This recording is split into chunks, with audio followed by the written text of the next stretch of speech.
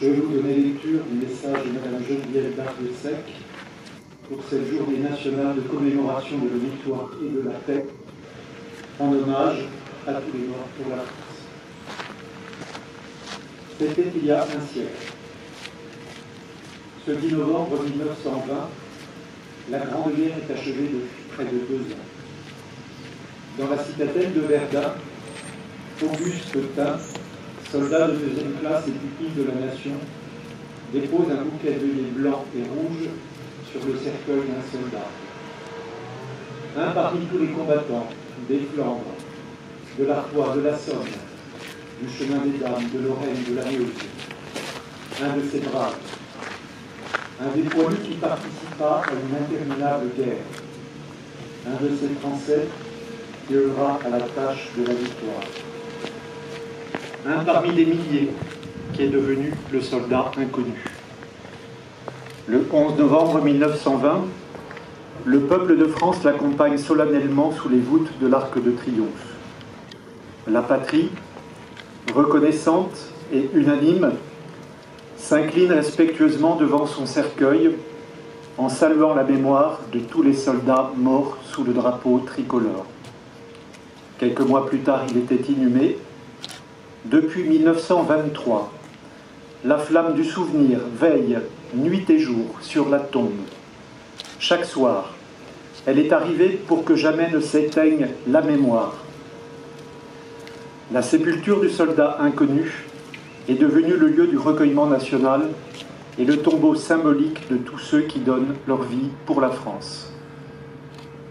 Cet anonyme représente chacun de nos morts et tous nos morts en même temps. Cette mémoire vit également dans chacune de nos communes, dans chaque ville, chaque village de France, dans chacun de nos monuments aux morts, dans chacun des cimetières, dans nos mémoires familiales. Elle vit dans l'œuvre de Maurice Genevoix, qui entre aujourd'hui au Panthéon. Le président de la République l'a souhaité en l'honneur du peuple de 14-18. Maurice Genevoix n'entre pas seul dans le temple de la nation. Il y entre en soldat des éparges, en écrivain et en porte-étendard de ceux de 14. Il y entre avec ses millions de frères d'armes, ceux dont il a immortalisé le souvenir, l'héroïsme et les souffrances. Il y entre avec toute la société, de la première ligne à l'arrière, mobilisée face à l'adversité et qui a tenu avec une admirable endurance. 8 millions de soldats combattirent sous les couleurs de notre drapeau. Aucun d'entre eux ne revint totalement indemne.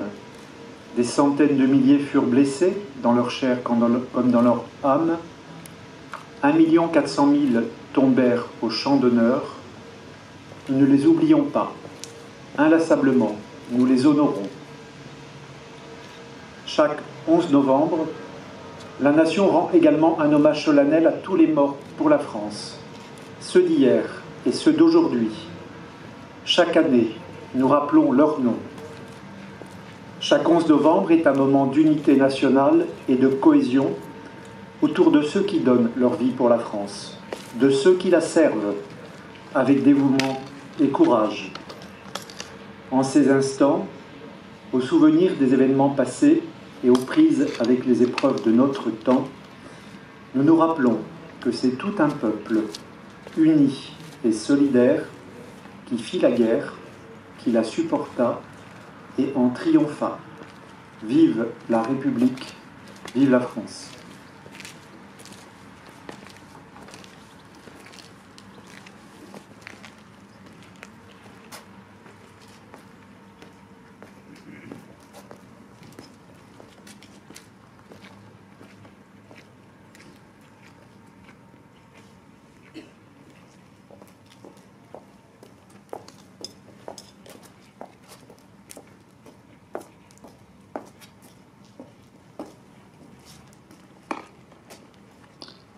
Chef de bataillon Clément Frison-Roche, 5e régiment d'hélicoptères de combat, mort pour la France.